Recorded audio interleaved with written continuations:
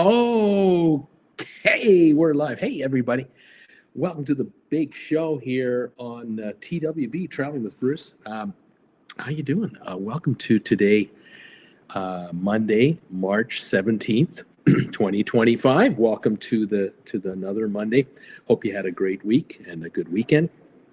Jen and I are doing just fantastically well here in Rancho Mirage, California, enjoying some beautiful weather, mid 70s today, going into the 80s next week, even 90s the week after that. So looking very nice, and we're doing just fantastic. Thank you all for joining me.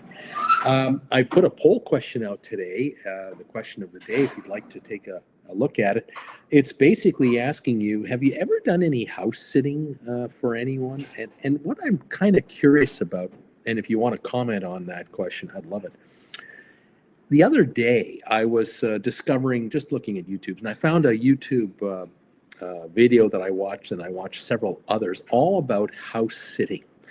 And I'm not talking about house sitting for a friend or anything like that. I'm talking about house sitting for someone you don't know, maybe using a service like I think there's one called Housesitters.com, if I'm not mistaken, where you say you're traveling to the UK and you link up with an owner of a home that has a couple of dogs, and you're going to look after their house and their pets for a week or 10 days or whatever the time is, and it's free rent to you, free dog sitting for them, and someone looking after the house and giving you the use of the home and amenities, and instead of paying to be in a hotel or motel or something like that, and having to eat at restaurant meals every day, you've got a full regular house with a kitchen. You're in the neighborhood. You'll be able to shop like anyone else in the area, and live a regular suburban life or country life for a week or two, whatever the time is, while you're in another country, and enjoy the area. Would that appeal to any of you? I'm kind of curious if any of you ever thought, yeah, that would be kind of neat. I'd like to look into that. I looked at a number of videos and found I found Canadian couples that are doing it. I found single people that are doing this. I found American couples that travel the world to do this. You can do house sitting in Australia, New Zealand, Canada, all over the United States, all over Europe, Africa, South America. I mean, it's global. I found that rather interesting. And some of the videos I saw were of YouTubers who were saying stayed in a beautiful home in the country in Tuscany here in Italy. The home had a pool and fabulous kitchen, looked after two dogs and a cat, and sounded really interesting. I'm kind of curious if any of you out there have ever done it, thought about it. Do you know anyone that's ever done this? What are their experiences like? I'm kind of curious. So by all means, if you don't mind, chip in and let me know. Love to find that out. Just want to say hi to a few of the folks who are already saying hi to me. If you're watching me tonight from wherever you are, say hi and let Jen and I know. Where are you watching us from? What's your high temperature today? What's the price of gas where you are? Are gas prices dropping for any of you folks, or are they stubbornly not dropping? Love to hear that.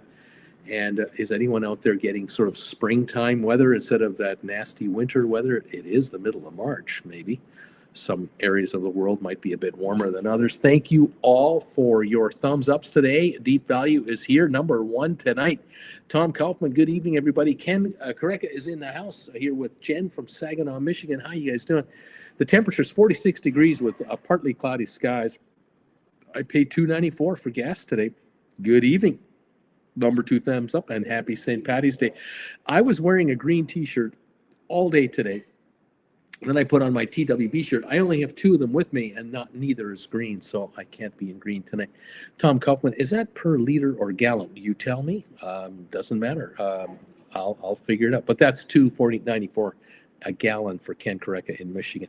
Sharon, hi everybody. Number 6 tonight. Welcome. Larry Barrett is here. Good day to you. Robert Scott, hey Bruce, when's your next cruise?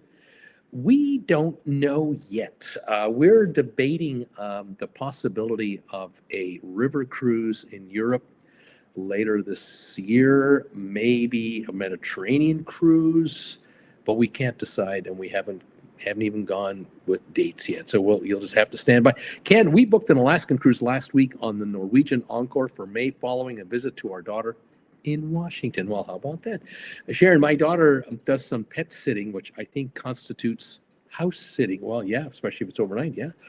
Thomas, Henry, how you doing there, buddy? Hello, Traveling with Bruce and fans. Welcome, sir. I finally have some free time to visit the show. Very busy man. Welcome, sir. Kirk Brunson is in the house. His YouTube and Facebook channel. Hi, Bruce and TW family. I'm working tonight in the Big Apple. Welcome, sir. Sylvia's here. Hi there. At number 11, hi, Bruce and TWB family. Jim Thomas is saying howdy, y'all. Number 8 here tonight. Thomas, hi, Kirk Brunson's YouTube and Facebook channel. Stephen Butler, my wife house sat in the past. We use a house sitter when we travel, take care of the pets, bring in the mail, and just being there, it gives us peace of mind. This is what I was wondering, too. I know that when Jen and I had a house in Creston, it was my mom and dad's former place. We had it all renovated, and whenever we would leave the house for a few nighs, or if we drove, we would drive down here for, say, a 2-week visit or something like that. I would, wonder, I hope the house is all right. We would have a friend who would pop by every couple of days, sort of thing. But it's different if there's someone in the house, because obviously the lights are on in the evening, and then there's a car in the driveway, and there's the mail is picked up. It just looks lived in. You're hoping that no one will mess with the place. And if you have pets, doesn't that make a lot of sense to leave the pets at home and rather than take them to a kennel? This is much less stressful for them. Sure. Thomas Henry, hi there, Sylvia. Thomas Henry, Mr. Lance might come in the chat tonight. Thomas, I leave for Manhattan Friday next week. We'll be boarding the Epic on Monday, March 31 for a transatlantic to Rome. Right on, sir. Sharon is here. Hi from Central New Jersey. It's not quite spring here yet. Thomas, we will have to remind Bruce who Lance is. Bruce has a weak memory. I do. Who's Lance? I don't know. Stephen Butler, gas prices have been flat here in Northwest Arkansas. It's been really windy for several days here. Sylvia, Tom Henry, Diana leaves for San Juan, Puerto Rico Thursday. She and her girlfriend are going to celebrate her friend's 30th birthday. Kirk Brunson, I'm number 14 tonight, sir.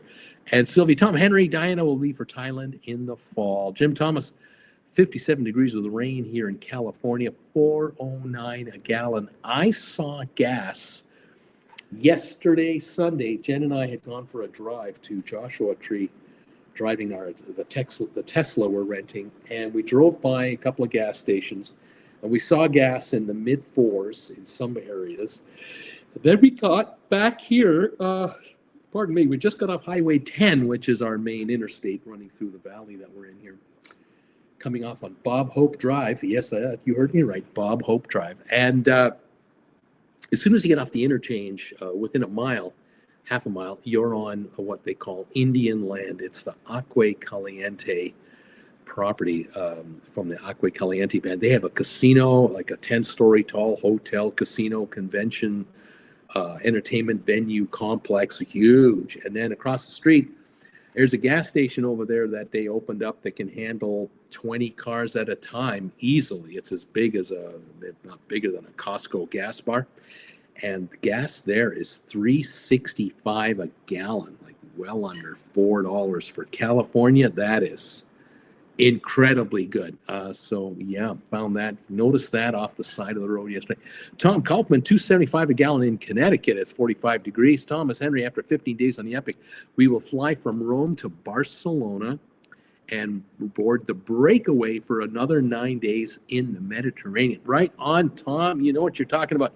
Sylvia, Tom Henry. Yes, remind Bruce, who won't know who Lance is, laugh out loud. Thomas Henry, Lance could be here now, lurking for all we know, laughing out loud. Donnell, hi, Bruce and Jen, and all TWB fans. Dry but cool day for St. Patrick's Day parade here in Cork, Ireland. I also wore a T-shirt with some green on it. I am the number 10 thumbs up today. Thank you, my friend. That's a great looking shirt you got there. Kurt, good midnight evening to all of you from Bruges in Belgium. gas here is 183 euro per liter, and temperature around 6 degrees Celsius. Next cruise, Brilliance of the Seas, June 6th from Athens to Cyprus in Turkey. I think that ship just got renovated. Like they did a refurbishment not too long ago, maybe last year, on the Brilliance of the Seas. Right on, Kurt. Thank you for joining us tonight. Sylvia, by the way, happy St. Paddy's Day, everyone. Sylvia, Tom Henry lurking is right. Thomas, hi there, Donnell. Donnell, back to you, Tom, and Thomas Henry.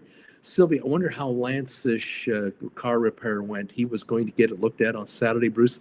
I sold one of our limos to Lance a couple of years ago. Okay. You got me lost. I'm lost, man. I am so lost on what is going on. What can I say? Old and confused.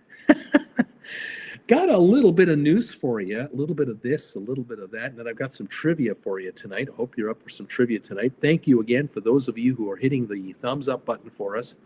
We appreciate that very much. We are now pushing, how many thumbs up now? 18, and they're coming. Thank you, everybody. If you can find that thumbs up button, please hit it. And the question of the day is basically, have you or someone you know ever done any house sitting? 46% say yes. 54% say no. It's pretty close, 50-50. Thank you for responding. If you can take a shot at that question for us, I'd love to know. And let's go from there. Donnell says, hi to you too, Sylvia and Sharon. Sylvia Lance's cool jazz. Cool jazz! Oh, man. Yay, trivia, says Sharon. Hi there, Donnell. Rock and roll. Okay, so here's some news for you. Apparently, the $42 per passenger, let's call it an entry fee into Mexico for cruise passengers. That was supposed to kick in Jan 1 of this year. It got delayed because the government of Mexico, through their parliament and all their regulations and whatnot, they passed this law to increase the visitation charge to cruise passengers and air passengers to $42. Now, in the past, up until now, cruise passengers were exempted from this kind of a charge. There are usually, and there always have been, port charges passed on to passengers on cruise lines. A ship comes in, and the cruise line tells the country, our passenger count, according to Homeland Security leaving Miami, our passenger count is 3,800 passengers, 1,200 crew. Mexico will charge the cruise line a set rate for the 3,800 passengers as a port servicing fee. And this covers the costs of using the Coast Guard and all their systems and their pilot to guide the ship in and out of port and blah, blah, blah, blah. And it should make the country some money. Well, apparently they have now added a $42 fee, and that might be in lieu of the port charge, but it might not. It might be an additional $42. And the cruise lines had no idea that this was in the wind. They had no consultations. They just found out one day that, they passed the law yesterday. Guess what? $42 a passenger starting Jan 1. This happened in the fall.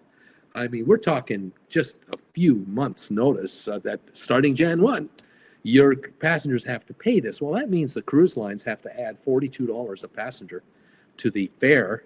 So gone are the days of the $3.99 5-day cruise to Mexico with Carnival. I mean, those days are gone. Here you go. Well, I guess the cruise lines did appeal to the government agencies in charge of tourism. They do have a very strong relationship with these organizations within the government of Mexico. And also, the cruise lines have a very strong relationship with the various ports that they come to, that they bring ships into. Mazatlan and Puerto Vallarta and all the rest. I mean, Acapulco and on the other side. In any event, they managed very quickly to postpone the implementation of the charge until July 1 of this year. But they haven't been able to get rid of it. And now the question is, coming into March 17th today, April, May, June, and July. We're 3.5 months, and bingo, what's going to happen? So Cruise lines are trying to get the country of Mexico to not treat cruise passengers like airline passengers. If you're an airline passenger, you're coming in for a 1 week or a 2 week all-inclusive stay, you're being charged $42 a day as of July 1. You're probably being charged $25 now. Soon it's going to be 42.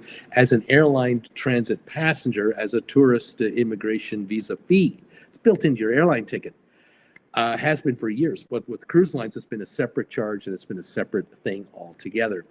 Cruise lines are trying to go back to that because they're saying to the government of Mexico, look, guys, for example, Royal Caribbean, you know what they're saying? We have built a $100 million, $200 million facility already in Bermuda, the Bahamas, and we're building a facility right in Nassau itself, right on Paradise Island, for our guests, our cruise guests.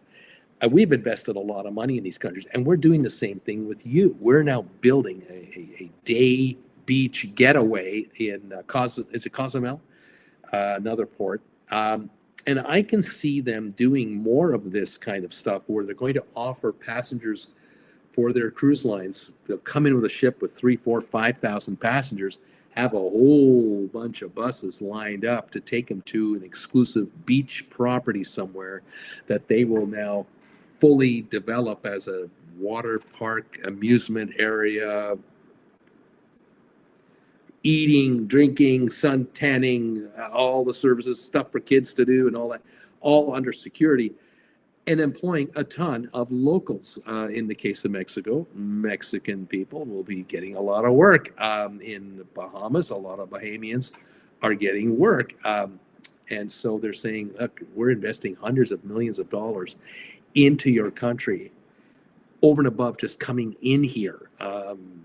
Can you not cut us a break on, the tourists basically are paying for services that you're going to be rendering, the drinks we're charging for, the beach toys you're going to play with, the water park we're going to build, all the maintenance employees that have to maintain these facilities, all of the supplies that are coming in, all the cooks, all the beach chair maintenance, the whole thing. And it's a big deal to countries where cruise lines make an investment of $50, $100, $200 million in a facility that they're now going to bring 5,000 people a day to, 1 or 2 ships on a constant flow basis.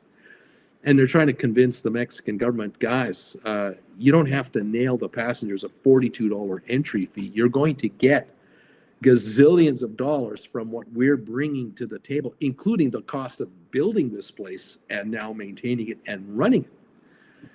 And so far to no avail. So we're going to see how this plays out. I can imagine that, unfortunately, with the frustration being built right now between Mexico, Canada, and the United States, trade problems and what have you, this is not going to help. So it's not a tax on Americans, by the by. This $42 charge is not because you're from the United States. It's anyone on the cruise will pay this.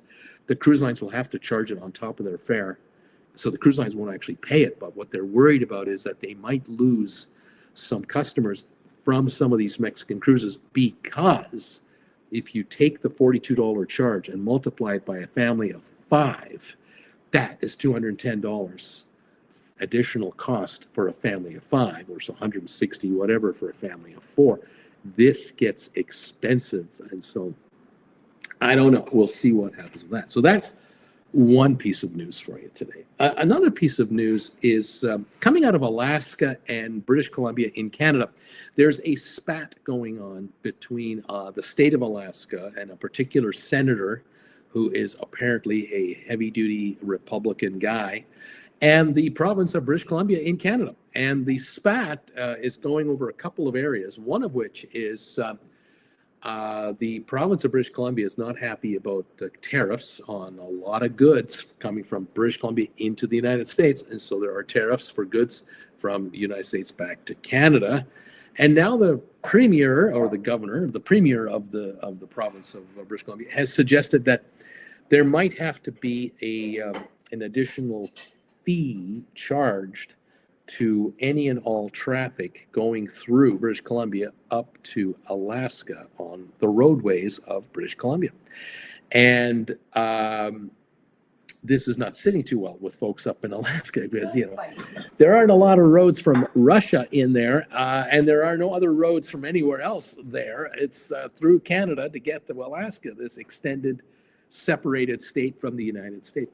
Well, the senator is not very happy, and now he is saying to the government of British Columbia, well, I think what I might do is I might go talk to my good friend, Mr. Trump, the president of the United States, and I'll get him to give the cruise industry an exemption where they do not have to visit a Canadian port if you're going to offer cruises to Alaska. So right now, if a cruise leaves Seattle, goes up to Alaska, on the way back, you got to stop in Victoria or somewhere in Canada to make it a Jones Act approved trip.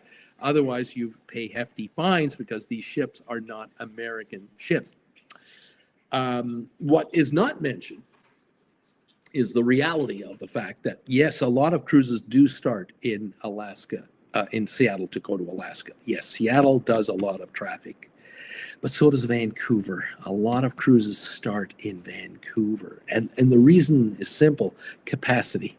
There's only so much capacity in and out of Seattle. Vancouver has capacity, not as much. And Vancouver charges Canadian dollars for all their services. And the Canadian dollar is at 70 cents, 69 cents. Sure, they charge more though. Against the American dollar. Nonetheless, it is what it is. And there are a lot of tourists who go to Vancouver first to spend a few days in Vancouver, visit the region, and then get on a cruise ship in downtown Vancouver. International travelers as well. A lot of international travelers want to visit British Columbia and Alaska, not just Seattle and Alaska. So there's that. Now, it's just a big peeing contest right now between these parties, and they're making as many headlines as they can get to show their constituents, I'm fighting for you. No one is winning anything.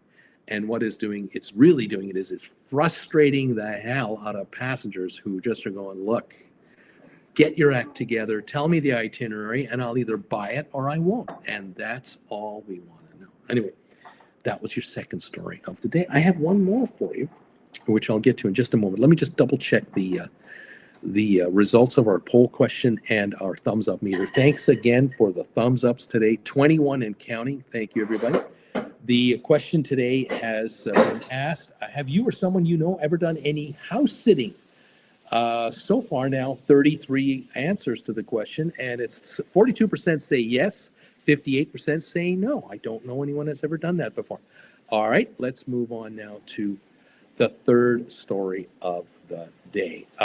Thank you again, all of you who are here. And let's go here. Thomas Henry, Manhattan needs to add a port terminal fee to renovate that disgrace of a terminal at Pier 88 and 90. Boston is so much better. Sharon, Sylvia, it's empty nest with benefits. He takes care of everything for us. Sylvia, Sharon, it's good to have your son come back and help out. Lance Ross, good day, Bruce. Good day, Lance. Cool Jazz, I suppose. Kevin, the author himself. Hey, Uncle Bruce. Looking at this, it's looking like spring here in central Jersey. Temperatures near 60. Goodbye, snow. A thumbs up, number 21. Right on, Kevin. Thank you for popping in. Kevin, Stephen Butler, the legislature would have to change it. The Jones Act is a federal law, and the POTUS does not on a whim decide who it applies to. Congress would have to act. Thomas, I am thinking President Trump must have watched Canadian Bacon in January and decided to repeat the thing, laughing out loud. Thomas, the Jones Act does not even apply to cruise ships. It's the PVSA that regulates the cruise industry. Stephen Butler, Thomas Henry, you may be right, and that's all fine with me. All right, let's move on to the next story. The next story I have for you is coming from the Cayman Islands, and it's not necessarily a cruise story as much as it is more of a what you might not be aware of where you go when you're a cruise passenger. Now, many of you have been to the Cayman Islands as cruise ship passengers over the decades. Cayman Islands have had cruise ships come in probably since the 1960s. Certainly, when Carnival really came on and other cruise lines came on, Cayman Islands has been added a number of times. There are millions of people a year who have visited the Caymans. I think the Cayman Islands at one time, records show the highest number of visitors would be 15 to 18 million people in a year. When Jennifer and I and Jennifer Jr. lived in the Cayman Islands for 1998, 99, 2000 range, we probably at that time would have experienced 10 to 12 million passengers a year coming off of cruise ships. So downtown Cayman Islands would be overrun by people. I'd be working in my office. I was working in an investment firm at that time. We were right downtown Georgetown. And on Monday to Friday, cruise lines would be coming in. And we would purposely, I would want to have lunch at noon. I'd go out to get a sandwich. I would leave at 11:30 to get a sandwich and bring it back to the office, as I'd have to deal with hordes of tourists in T-shirts and with backpacks and bags of stuff, and they're buying coffee and they're buying T-shirts and they're getting souvenirs, and they're coming and going from all the activities, all the cruise sponsored and initiated tours to the Turtle Farm, to Stingray City, to a place called Hell, where they have a post office. You can send a post office from Hell to your relatives and friends all over the place, scuba diving and snorkeling and everything else. But what you didn't know, and what you don't know today, likely, is a couple of little things about the Cayman Islands. Now, the islands have a fantastic reputation, clean, very focused on environmental protection. They are very sticky about waste removal and disposal. They've had recycling programs. They've tried many.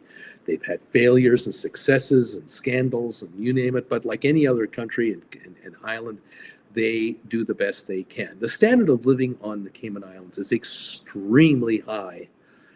If you are a native, let's call you a Caymanian. If you're a Caymanian national, you're born there, your parents are Caymanian, you are in one of the highest demographic neighborhoods of the entire Caribbean area, and your prospects for a career are exceptional. The country has leading edge medical facilities, leading edge corporate offices, very high standard of living from everything, top-notch services, fire protection, police services, international airport, and car dealers and furniture stores and grocery stores and the first world of everything, internet, the whole thing.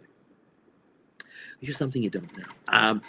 The minimum wage in the Cayman Islands in Cayman currency, which is $1.20 American. A Caymanian dollar is worth $1.20 American. This is one of those countries where Americans go and their money isn't worth $1. It's worth 80 cents. $6 an hour is the minimum wage in the Cayman Islands and has been for a long time, probably 10 years. $6 an hour. That's $7.20 American an hour. Now that's only a little less than the federal minimum wage in the United States of, I believe, $7.45. Except for one little tiny detail. The standard of living, the cost of living in the Cayman Islands is equal to New York, London, and other very expensive cities. It's one of the most expensive places to live and raise a family. Everything is brought in by ship or airplane. Nothing is made locally, like toilet paper. That is brought in container ships from Miami. Box of Kleenex, brought in from overseas. A jar of Vaseline, all imported. I mean, I'm talking everything. Milk, bread, butter, eggs, meat, vegetables, anything in the grocery store, everything in the hardware store, everything. Vehicles, tires, lug nuts, imported. And there's a 20% import fee on non-essential to life goods. So bread and milk and butter are not taxed, additional 20%, but chocolate bars are. Certainly a mug like this that might be at Target $9.99 will run you $15.99 Canadian on the Cayman Islands. We're talking a very high standard of living for basics, a lot of basics. Now, there are certain classes of people that live in the island. If you're a Caymanian, as I've already mentioned, you have won the lottery. You have won the lottery of lotteries, because all government jobs and all professional jobs must be given to qualified Caymanians before anyone from any other country is offered a job. So as a stockbroker, when I was an investment professional, I was able to come in on a work permit because my firm that hired me was not able to find a Caymanian suitable candidate with experience in the stock market. I happened to have it, and so I was allowed in. In our office, however, our receptionist was always a Caymanian employee, except when we couldn't find one. And the problem that businesses have in the Cayman Islands, there are dozens of stockbrokers, dozens and dozens of banks, tons of law offices, accounting firms, insurance companies. You count all the businesses that need receptionists' help and secretarial services.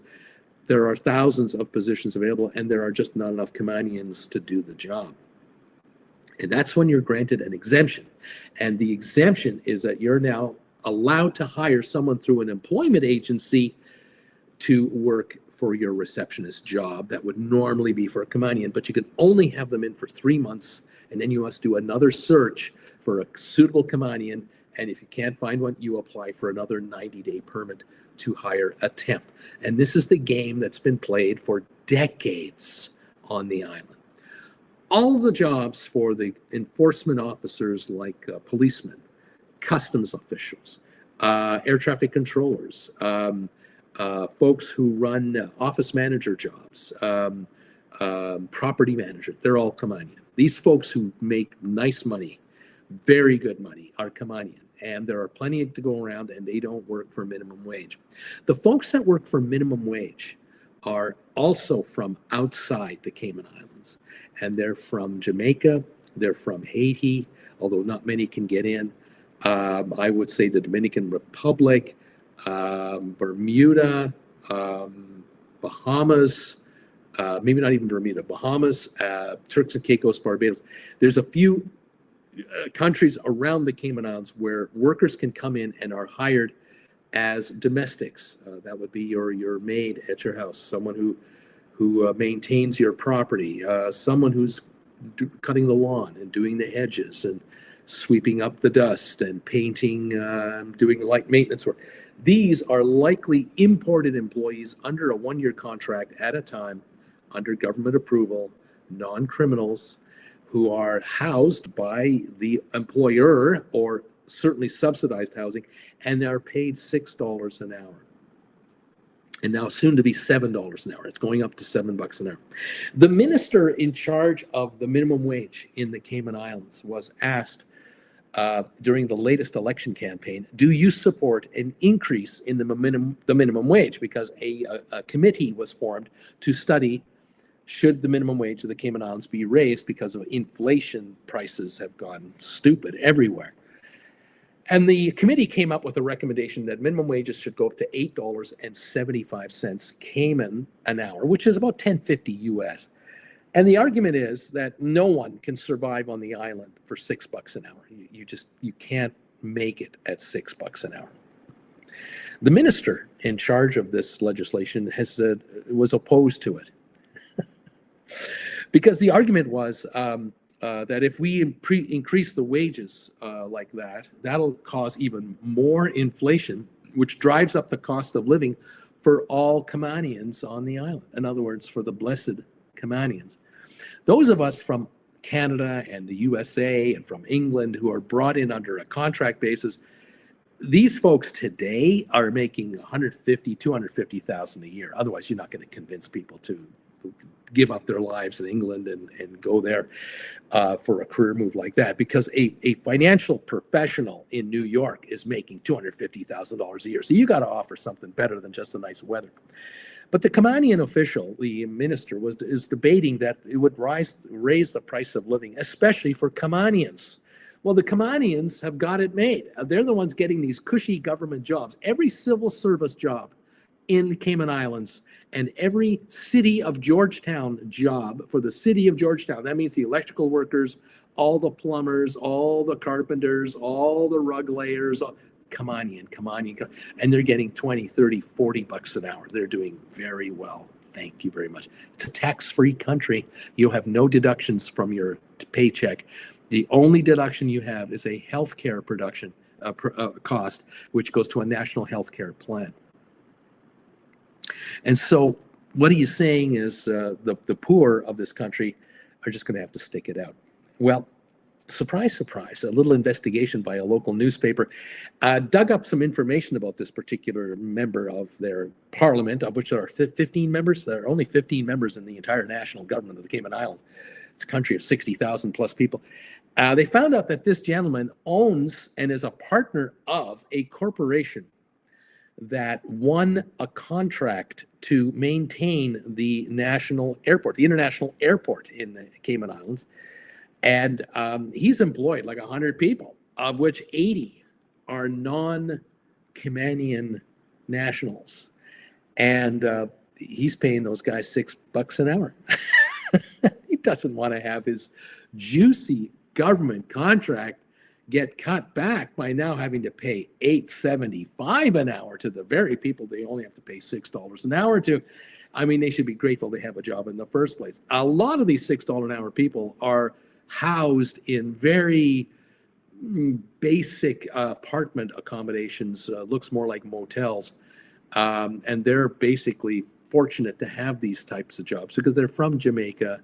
They're from countries where they're not even making $2 an hour. I mean, we're talking kind of third world type folks. Anyway, he reluctantly has had to now pay $7 an hour for his labor. But this gives you a little glimpse, a little snapshot, a little click. You don't know this stuff when you land as a cruise ship passenger or as a 2-week holidayer at the Ritz-Carlton Resort on 7 Mile Beach in Cayman Islands. You're coming in for an 8-hour stay, a 6-hour stop in the Cayman Islands off a cruise ship. You're going to Stingray City. You're going to walk the public beach for a while. You don't know behind the scenes how that little island actually operates. There are those who are the winners, no question about it. And there are many. And the standard of living overall is very high. And there are people who've lived on the island for decades. I did personally know expats. That's what I was called, an expatriate. I knew of expats who had managed to be there for 10, 15 years and had enjoyed a very wonderful life, having their children grow up from birth right to high school and then get their kids into college, university around the world, and have done extremely well. And Jen and I had the pleasure of becoming friends with a number of Caymanian nationals who are Caymanian through and through, and they admit, oh, we won the lottery. Oh, yeah, no kidding. Oh, God, yeah. We knew friends who said, oh, God, we were in high school here, and we knew that the minute we graduate high school, we can get a job right away, or we could go to college. And when we come back after school, like summers we come home and so on, but when we are finished graduating, we have the pick of the litter for top-notch paying tax-free jobs set for the rest of our lives. And we also know, they didn't hide it, that, well, there are those who are less fortunate than us, who come from countries where they don't make any serious money at all, Latin America and other Caribbean nations, and we do import laborers here. We import laborers. We don't have 10,000 Caymanians who can do the grunt work, but we can bring in 10,000 workers that can do it, and that's why it's such a pretty place. It's quite amazing how it works. In any event, I thought I'd just mention that to you as a little little infomercial about just life in the fast lane. There were very few non-Caymanians and non-contract workers in the Cayman Islands. It was almost impossible to get in there without being sponsored by an employer. And all the local businesses, like the local bars and restaurants and coffee shops and dress shop, they're all run by Caymanian nationals. You cannot, as an American or a Canadian, move down there and open up your own clothing store or your own t-shirt shop or whatever. You're not allowed in. You can't get licensed. You can't get a permit to be there. It's a very difficult place to get into. If you're very wealthy, yes, you can buy a residency permit. And the way you buy it is you have to buy at least a $500,000 property, if not now, maybe $1 million. You might have to have $1 million house or condo that is legitimately worth $1 million. And then that qualifies you to apply for a permanent residence. And there are restrictions on that. To become a citizen of the country, near impossible. There are enough Caymanians, thank you. We don't need any more. It's a fascinating place. Anyway, just my thought to give you a little bit of stuff. I'm sure it's not the only place, but in any event, there you go. Thank you all for popping in. Let's see if we have any more comments today, and then we'll do some trivia if you're happy with that. Thank you all. Let's double check here. Roger Holcomb, hi from Jacksonville, 279 for gas. Not a normal trader is in the house. Hey there, cruisers. Trump is getting things done. Thomas, not Sleepy Joe. There you go. We have Trump supporters here. Thomas Henry, hi Roger. Not your normal leading edge medical in the USA where the Canadians come for surgery. Yes, interesting. Although I will say that Jennifer came here for her hip replacements only because cash got her in the front door, where in Canada you can't do that under the national program. You can get hip replacement surgery in Canada. You just have to wait your turn.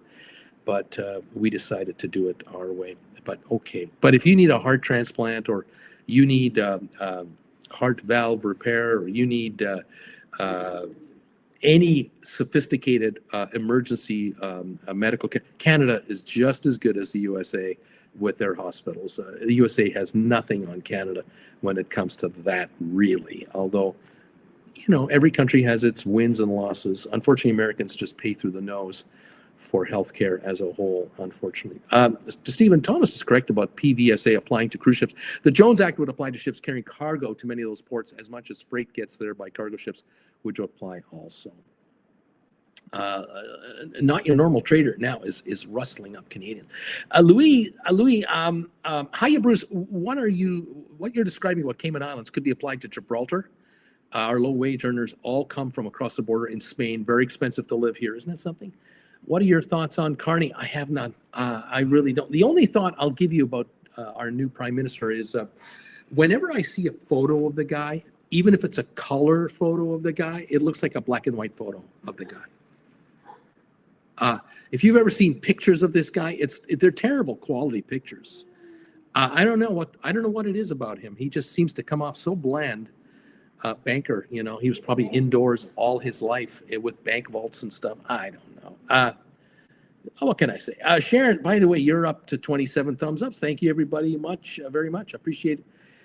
Yep, same as Gibraltar, says Louis. Thomas, my battery's about to run out. Goodbye in advance. You take care, buddy.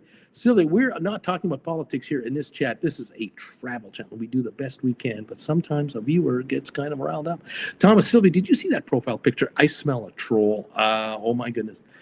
All right. Well, welcome to the show and welcome to the program. Are you ready for some trivia tonight? Let's do that. Sylvia's having fun with Tom Henry there. She's laughing. We have now got 43 answers to the question of the evening, and I thank you for this. Also, thumbs up number 30 just came through, so we're up to 30 thumbs ups. Thank you for those. If you're able to hit that button, please do. We do appreciate it. 43 people have responded to say, for the question, have you or someone you know ever done any house sitting? 35% say yes, 65% say no. Most of my viewers have not ever encountered house sitting. You know what I think? I'm going to look more into this because I'm very curious about this house sitting thing. What seems to appeal to me so far about it is not that I'm dying to look after somebody's pets, but I like dogs. I like cats. I haven't got a problem with that. I don't look after horses, and I really don't want to go after chicken eggs or anything like that.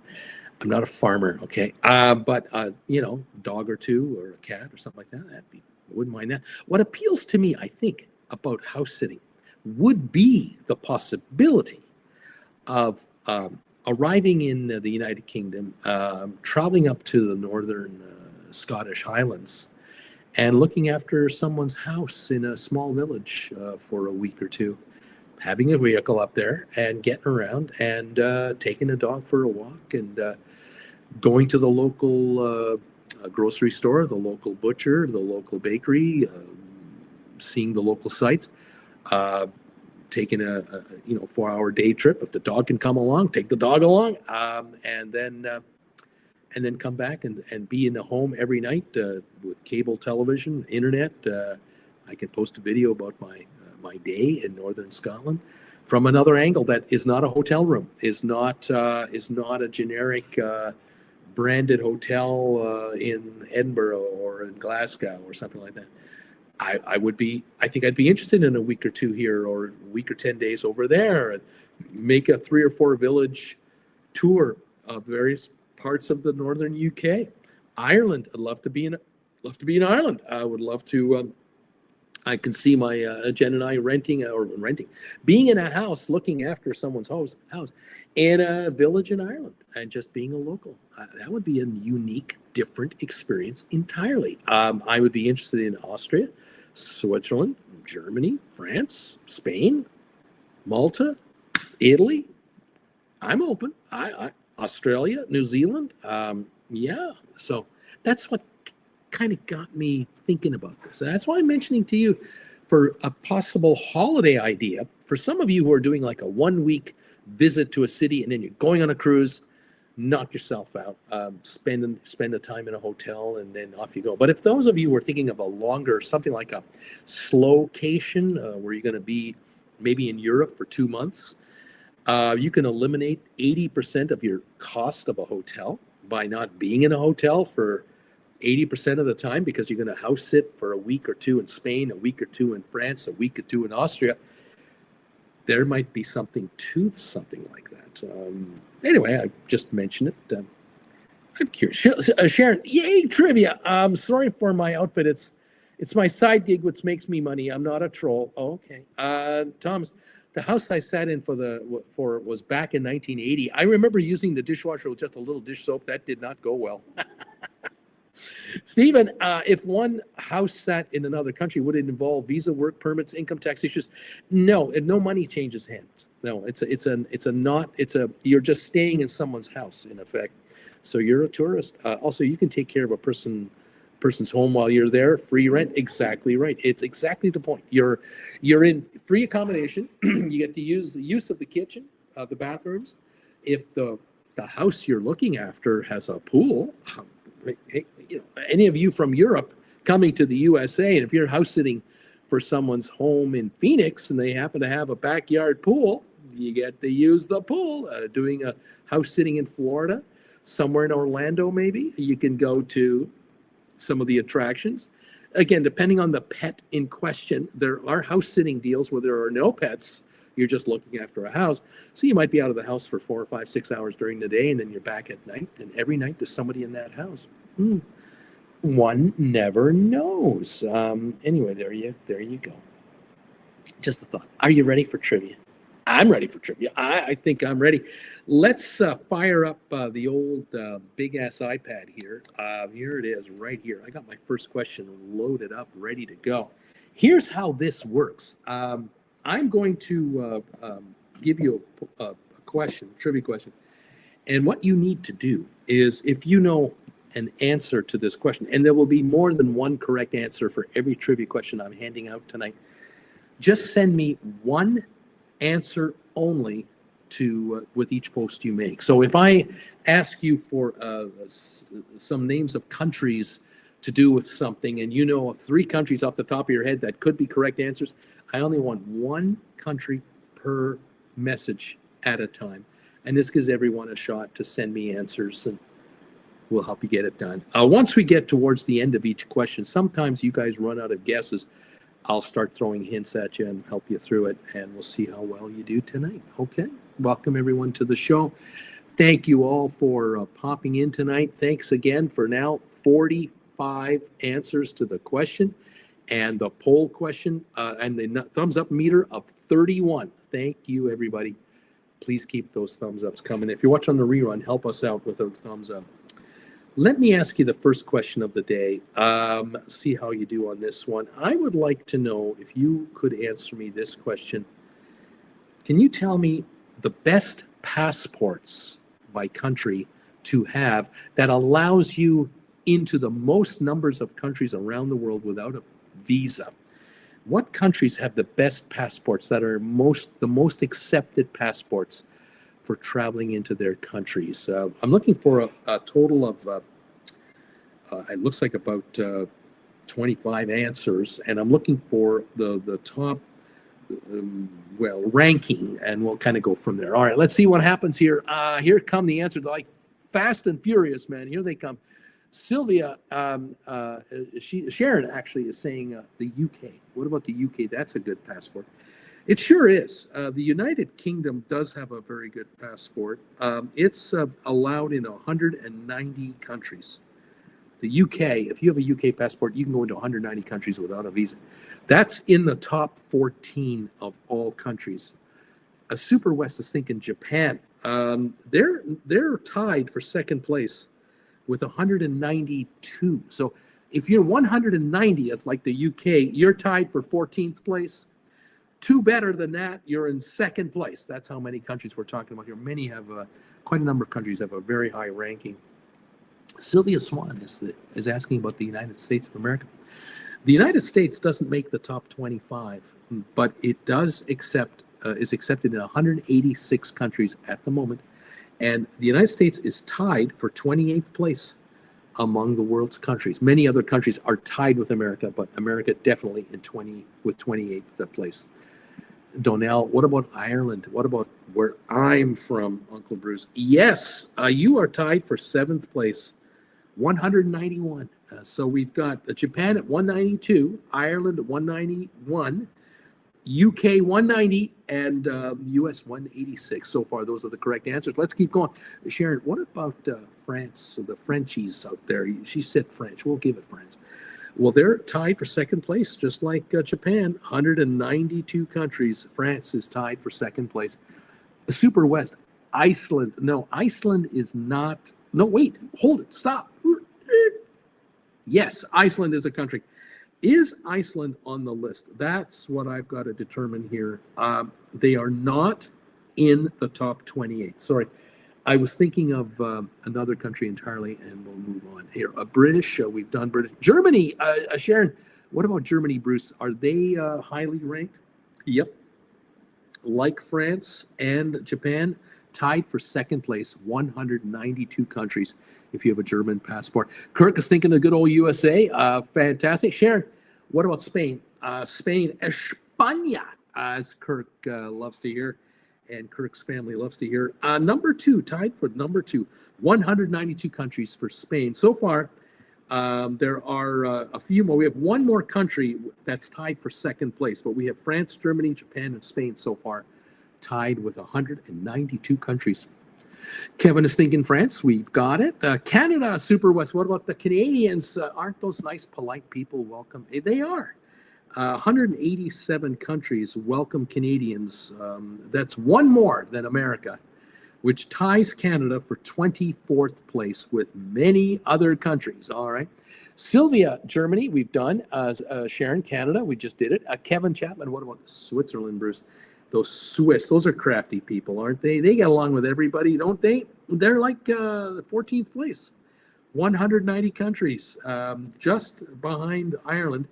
And just ahead of Canada. Yep, 14th, tied for 14th place with 190 countries. Germany, we've done. Ireland, we've done.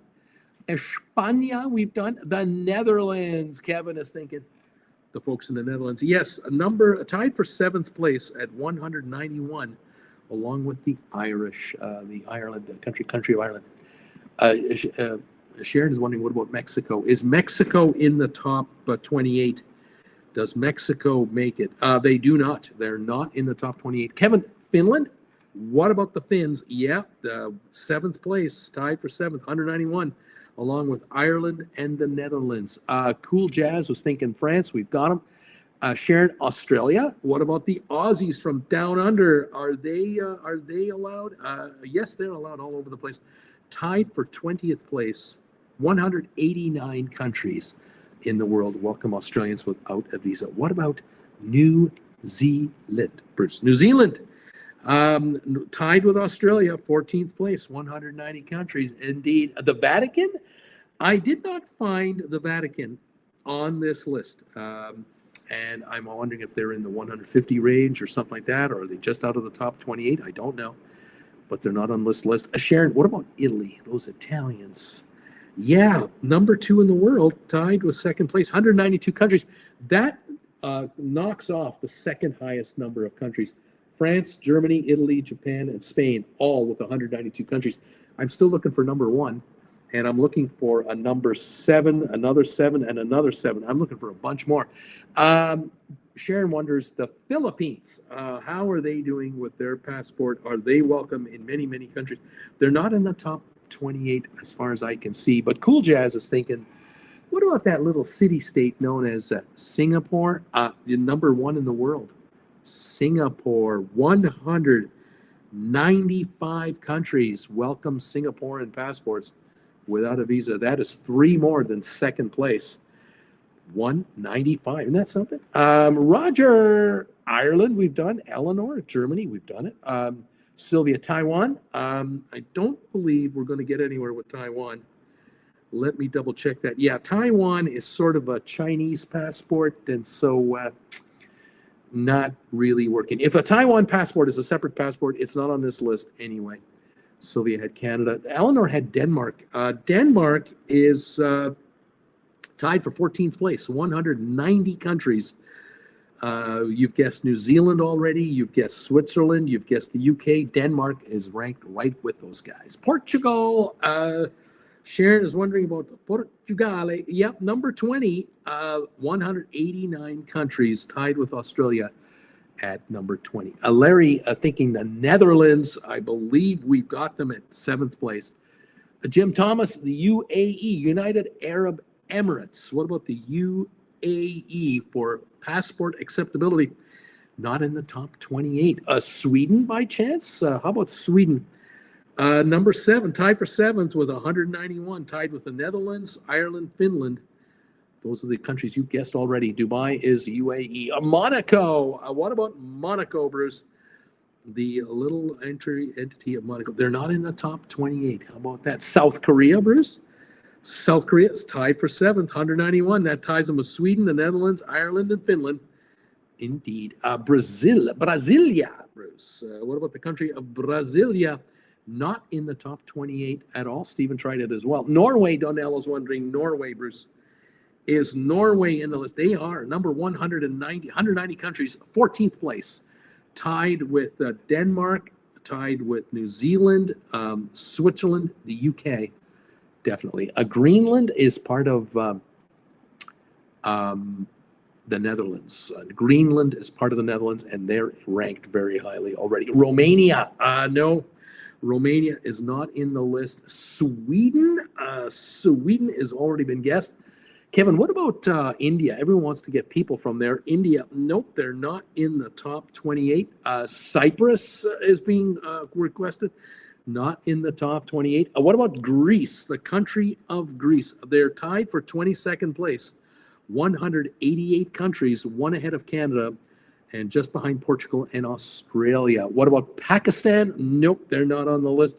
Nepal, the country of Nepal. Nope, not on the list. Malta, the country of Malta. Yes, they are 24th. 187, tied with Canada. Yes. Egypt, Bruce? No, Egypt is not on the list of the top 28. What about, Cool Jazz is wondering about Malaysia. Is Malaysia on here? No, they're not. Chile, the country of Chile, not on the list. Saudi Arabia, no, not on the list. Israel, no, not on the list. Panama, not on the list either. Austria, yes, that's the highest ranking country. You haven't yet guessed. 191 countries say yes to Austria, the seventh highest, tied for seventh. And that finishes the top sevens. We've got Austria, Finland, Ireland. No, we have one more. Pardon me. I still one to go. Netherlands, South Korea, Sweden. We need one more country for the seventh place countries. What about Ghana? No, Ghana does not, unfortunately, make the top 28. Liechtenstein, no, does not make it. Latvia, no. Saudi Arabia, South Africa, no, not even close.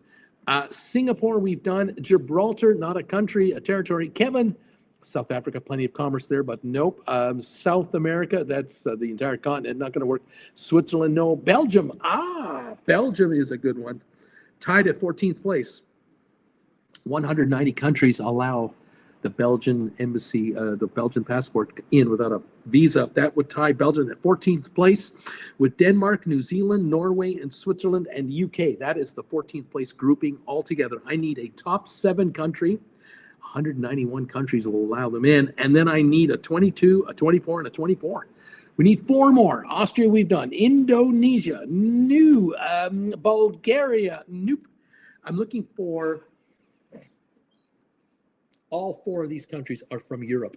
All 4 that I need are from Europe so far. And I believe all 4 are in the European Union. I believe they are. I believe that they are all part of NATO. I think so. Cool Jazz, Luxembourg? Yeah, Luxembourg is a 7th ranked country. 191 countries allow Luxembourgers in without a passport. That finishes the 7s. Now I'm looking for 22 and 224s. Czech Republic, yep. Chechnya, 24th place. 187 countries for Chechnya. Poland, yep, number 22 on the list. 188 countries. Turkey, Spain, Poland, Czech, Turkey, and Norway. No. One more to go. And, the country of Turkey has a double meaning, right? Turkey is the country of Turkey, and of course, the country is named after a bird that we call a turkey. There's another country in Europe that has a double meaning. The name of the country, and then that name of the country means something else to English speakers. Anybody know what this one is? Slovakia is not on the list. No, good guess though. Czechoslovakia, Czech Republic in, Slovakia not. Isn't that something? Very interesting. Romania. No, Romania is not the country I'm looking for because that's not a double meaning like Romania. No, that's not what I'm thinking about. Now, there's a country in Europe that has the country's name, and if you use that name in a sentence, people will understand, oh, you're that. Oh, yes, I know what we're talking about. Kevin, Hungary. Yes, Hungary. Hungary. We're hungry. Yes, I know. 24th ranked country in the world. 187 countries allow Hungarians in without a visa. There you are. We're done the first quiz. You guys have done exceptionally well. Am I surprised? Absolutely not. Well done, everybody. Singapore, number 1, 195 countries. Then France, Germany, Italy, Japan, and Spain make up the next grouping.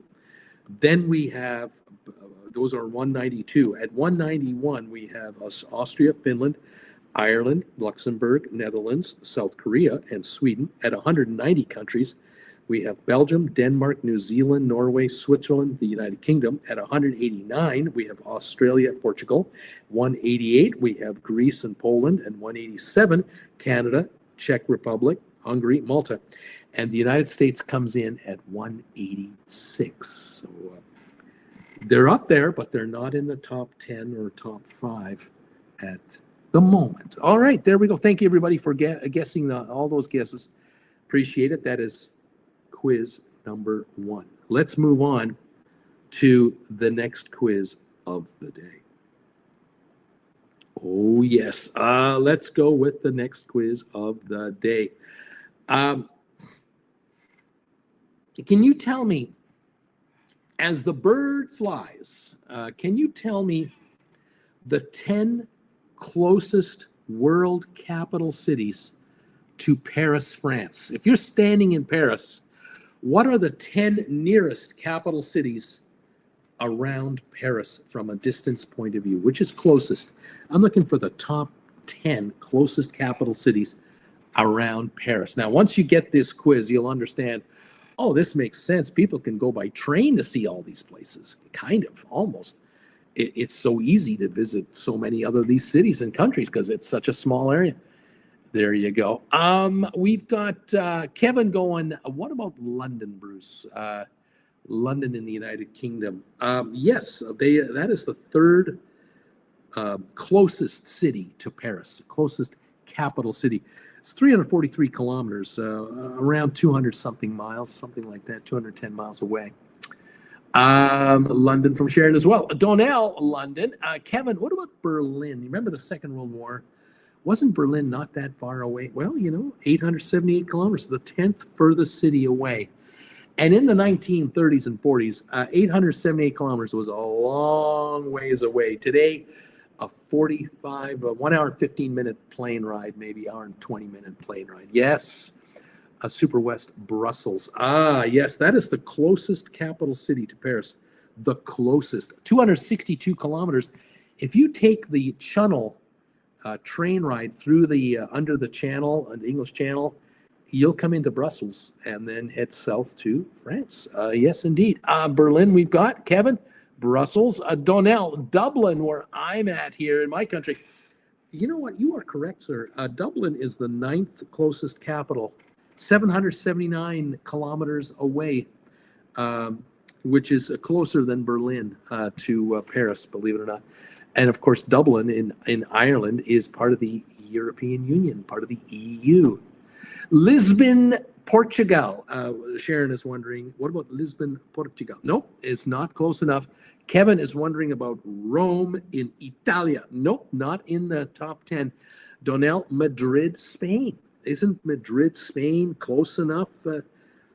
Nope. I was surprised at that myself. Munich. Munich's not a capital city. Zurich in Switzerland. That is a capital city. Well, actually, it is not a capital city of Switzerland. Zurich. Geneva is not a capital of Switzerland either. That is 0 for 2 there for 2 of you.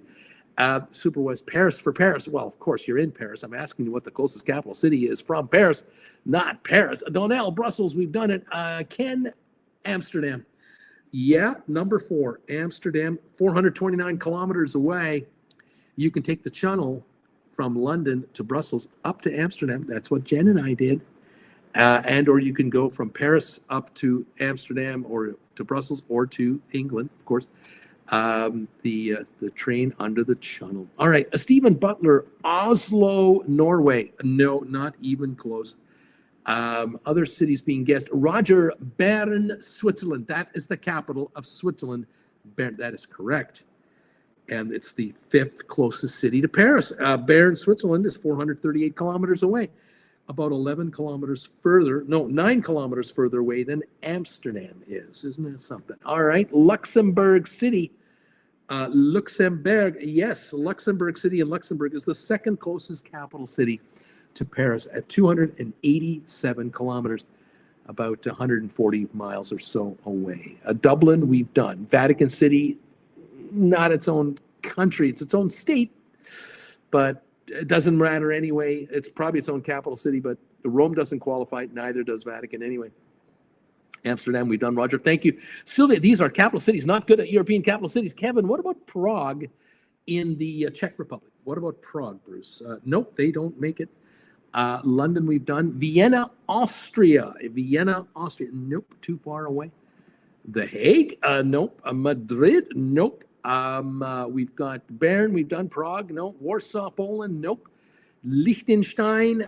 Yes, I'm going to give you a break on Liechtenstein. Small country. The city is called Vaduz, V-A-D-U-Z or Z. Liechtenstein, that is 567 kilometers away in Liechtenstein. About that. All right, I've got 2 to go.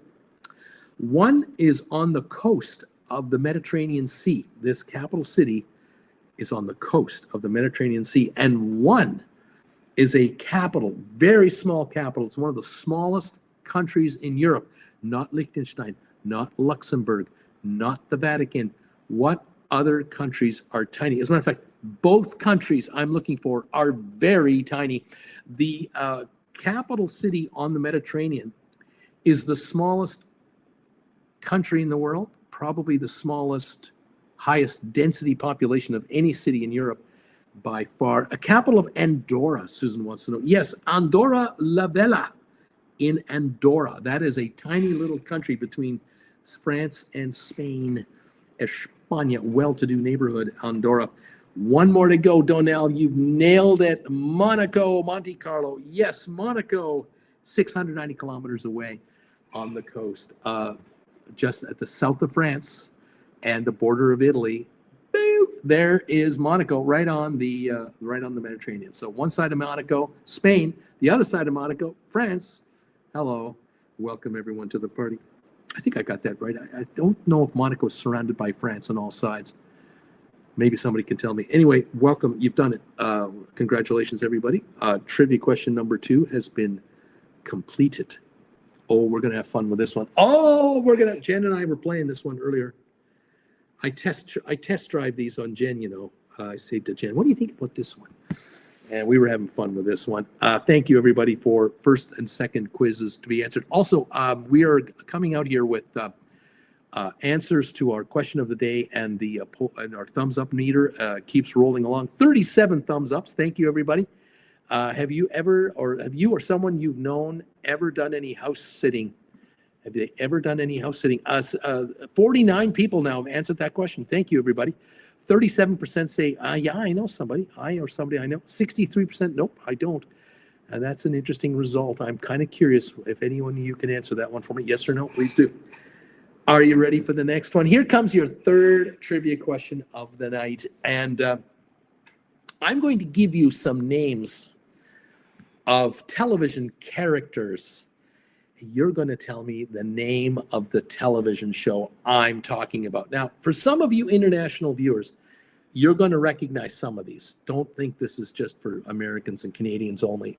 There's a lot of characters here that you've heard of. But I have to admit, if you're an American or a Canadian, you do have an advantage. And if you're my age, you know almost all of these. But if you're not my age, maybe you don't know all of these. So let's go with the first one. Everybody knows this one. Come on. I'm going to rattle off a few at a time, and then we'll get them through here. The first show I'm looking for, some of the characters on this show are George, Elaine, and Kramer. What is the name of that television show that had characters named George, Elaine, and Kramer? What about a show with characters known as Louis De Palma, Alex Rieger, and Latka Gravas? Does anybody know the name of that show? Sharon and Kevin and Kurt are on Seinfeld big time. Here come the Seinfeld guesses. That was George, Elaine, and Kramer. Absolutely. Louis De Palma, Alex Rieger, and Latka Gravas. Not Frasier. Sorry, Donnell. No, we got Seinfeld, but Kevin had Taxi. They could have been neighbors on my Upper West Side, says Sharon. Taxi, Cool Jazz. Yes, indeed. Show Taxi. Sharon, Tom, Sylvia, Eleanor. Absolutely. Taxi was the second show. Here we go with the third one.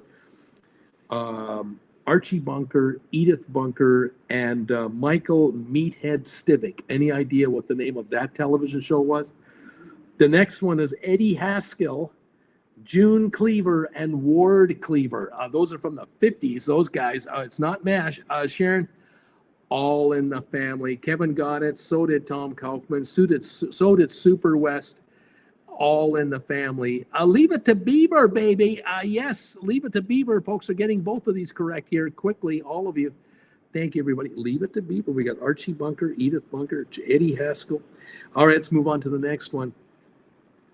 Lovey Howell, Ginger Grant, and The Skipper. What was the name of that television show? Also, Joe Hackett, Helen Chappell, and Antonio Scarapacci. Who ran that show? What am I talking about there? We have Leave It to Beaver coming in like crazy. Thank you, everybody, on that guess. We've got Gilligan's Island, Bruce. Oh, yeah, Gilligan's Island. Gilligan's Land. That's right. Gilligan's Island was exactly Ginger And the professor, Skipper, Gilligan himself. Yes, indeed. But now I have stumped some of you guys. The next one is Joe Hackett, Helen Chappell, and Antonio Scarpacci. And no cheating on Googling. Don't be cheating now. I'll give you a hint about Antonio. I believe this gentleman that played Antonio was also in the television series on Amazon Prime, The Marvelous Mrs. Maisel, and he played the father, Abe. Abe. He was also on another television show called Monk. He first started out as a regular on this television show. And does anyone have it? Cruise Nights from Waco in the House. Spaceballs? No. Joe Hackett, Helen Chappell, and Antonio Scarpacci. Next show, Lurch, Morticia, and Pugsley. What show am I talking about there with those characters? We got Mad About You, Tony Shalhoub, Wings. Wings was the show with Antonio Scarpacci. Joe Hackett, Helen Chappell, Wings, the show Wings. That's right, a small charter airline company. This was back in the 80s, this show. The Munsters, or is it the Addams Family? It's the Addams Family, yes, Lurch, Morticia, and Pugsley, and The Thing. Remember The Thing? That was the crawling hand. Yes. Now, what about Carlton Banks, Jeffrey, and William Smith? What show am I talking about now? We've got Addams Family coming in like crazy. Cape Air, how about that? Carlton Banks, Jeffrey, and William Smith. Any guesses over there? From the 80s, what about Sammy, Diane, and Cliff?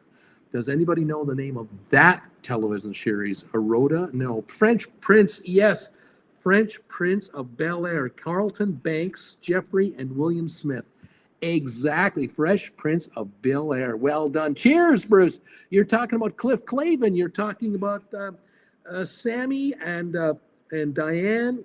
What was Diane's last name in that show, Jan?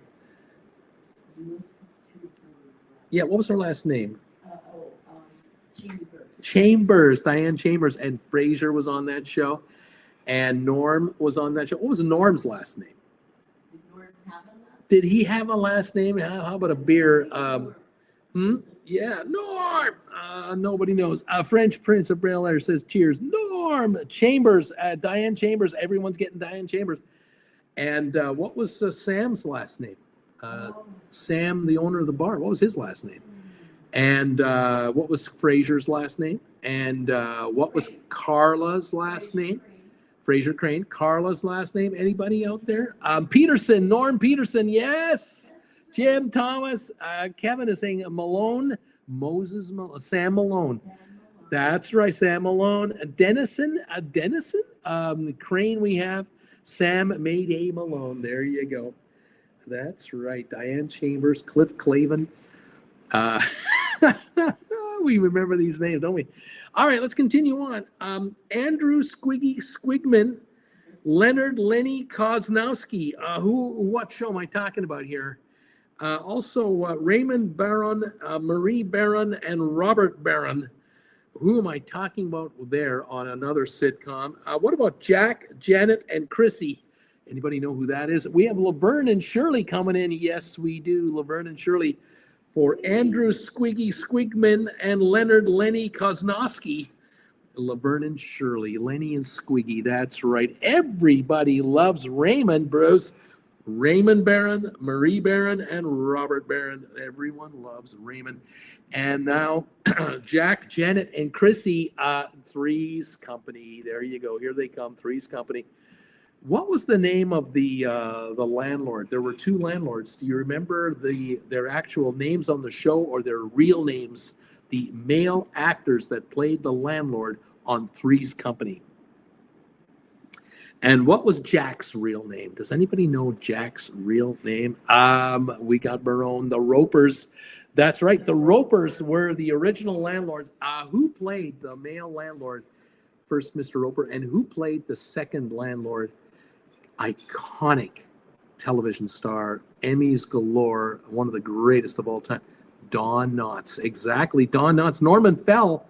Exactly. Did you know that Norman Fell was also in the original movie Ocean's 11? Did you know that? He was in the original Ocean's 11 with Sammy Davis Jr. and Frank Sinatra, Dean Martin.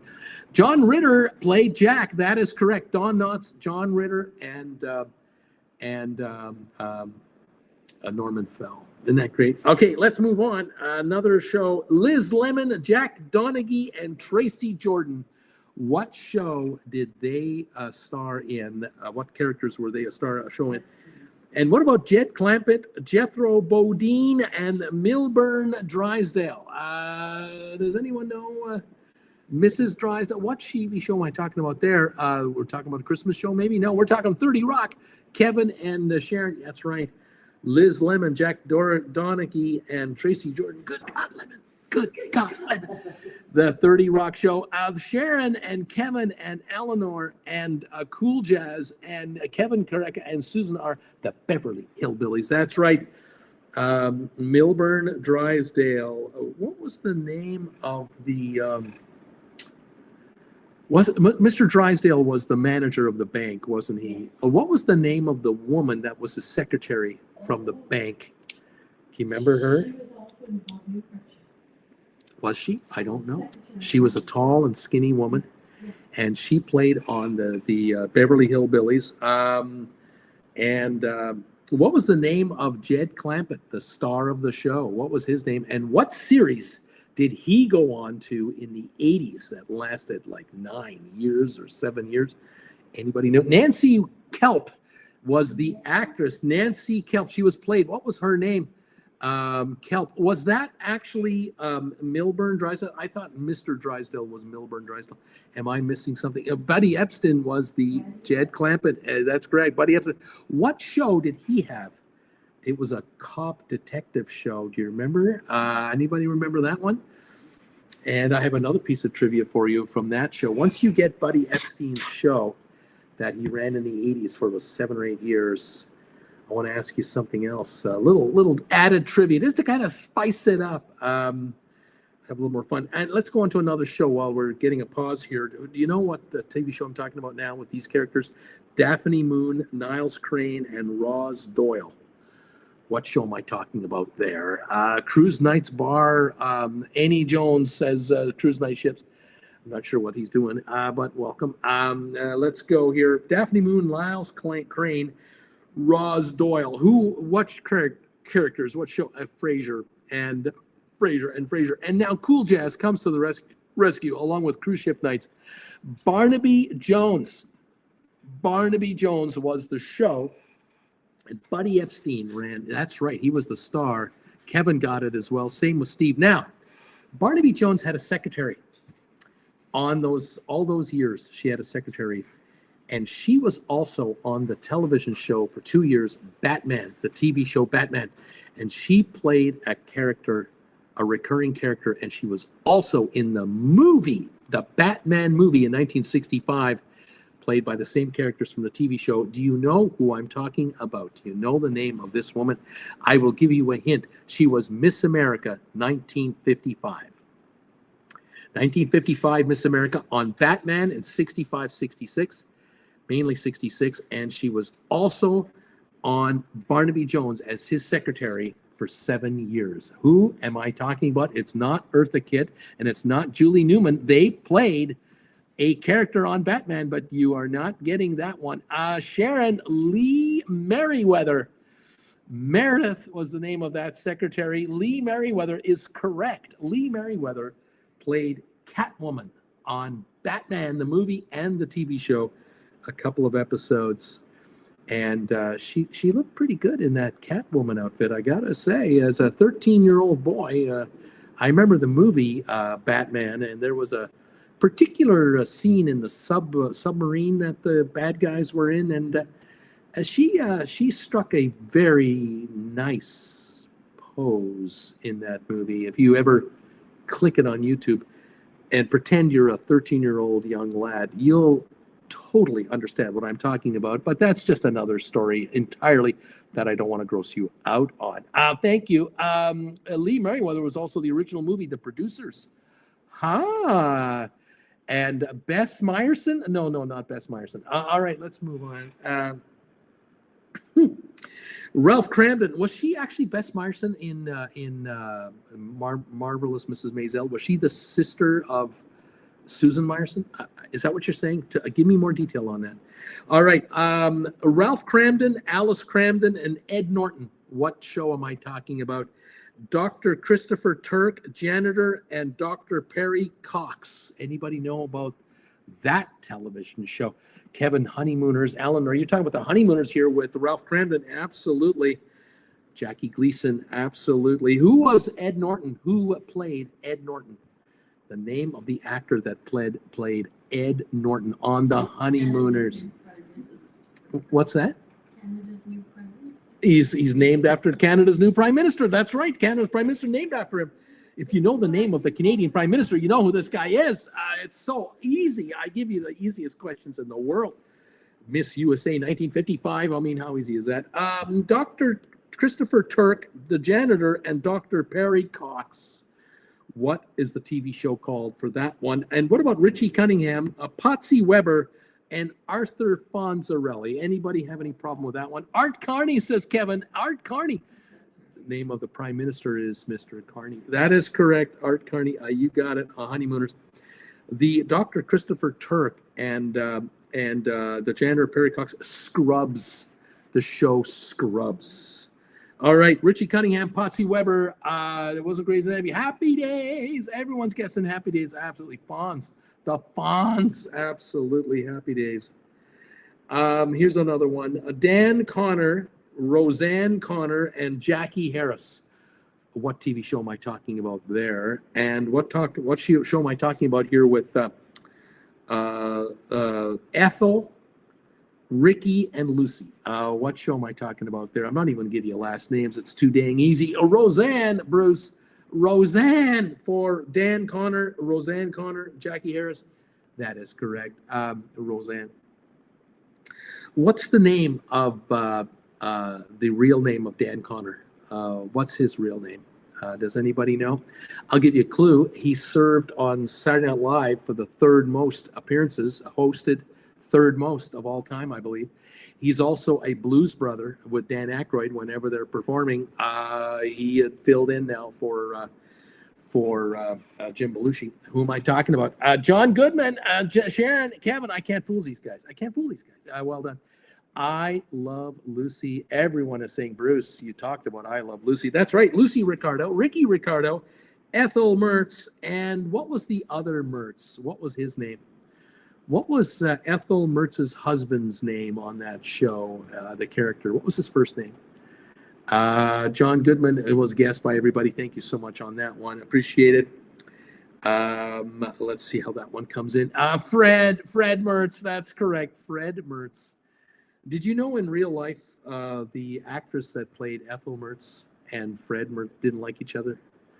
You know why she didn't? Like in real life, they didn't like each other. You know why they didn't like each other in real life?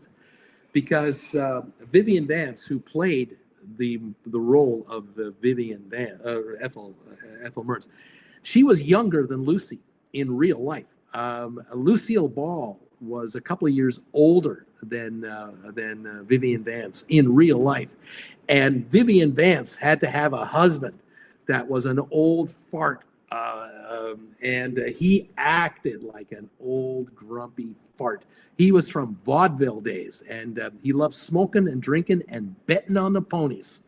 And he did not care for her, and she did not care for him. And she had to kiss this guy once in a while. She was a good actress, but boy, you didn't see them together after the end of that series ever again. She didn't want anything to do with that guy.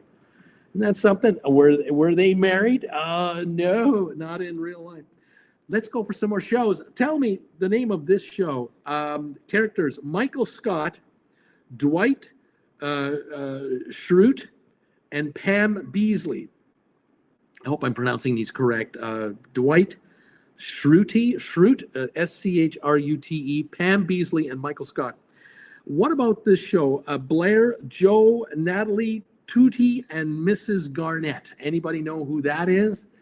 Wasn't he the original uncle on My Three Sons? He was the original uncle on My Three Sons. That is correct. Bruce, you're talking about The Office. I am talking about The Office. Michael Scott, Dwight Schrute, and Pam Beasley, The Office. Family Affair? No. Facts of Life. Yes, the Facts of Life for Blair, Joe, Natalie, Tootie, and Mrs. Garnett. All right, here's your next one. Dr. Robert Hartley, Dr. Jerry Robinson, and Howard Borden. What show am I talking about there? Cool Jazz. Who can sing the theme song for Facts of Life? Dwight's last name is pronounced Schrute. Schrute. Thank you very much for that. Bob Newhart. The Bob Newhart Show. Yes. Dr. Bob Hartley, Jerry Robinson, and Howard Borden. Who played the wife of Bob Newhart in the Bob Newhart Show?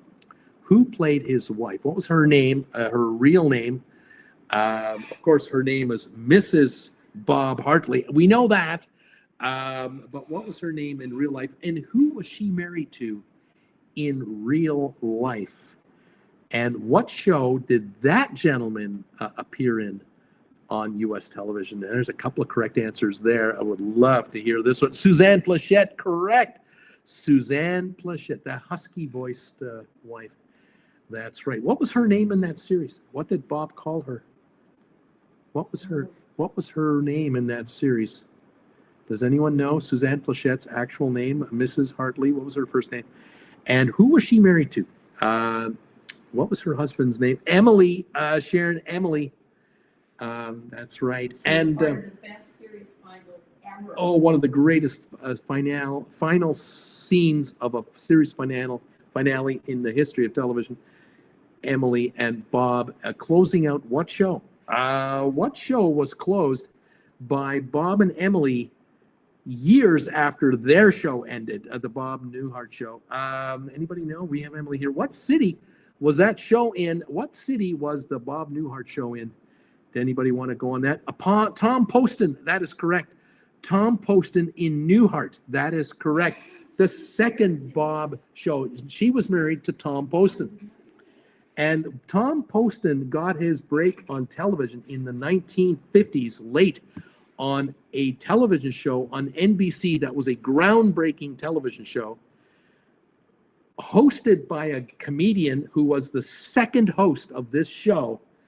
And eventually he got, this host was replaced by another host that ran that show for 31 years and was the owner of late night television. Anybody can put this together. Newhart. Chicago is the city that the Bob Newhart Show was done with Bob Newhart, the psychiatrist. Newhart was the second show, correct? The ending of the Newhart Show was a classic, and it was closed by Suzanne Plachette and Bob Newhart in character from the first show, because he woke up in the middle of the night with a nightmare, saying, "I just had the weirdest dream." "What is it, Bob?" And he tells her about these crazy people in this little tiny hotel in New Hampshire. The craziest people, 3 woodsmen that didn't speak, 2 of which didn't speak. It was not. And had the same name. The Tonight Show is correct. Everyone's guessing. Tom Poston appeared on The Tonight Show. Steve Allen was the host, and so did Dom Knotts. He got his break, and so did another comedic genius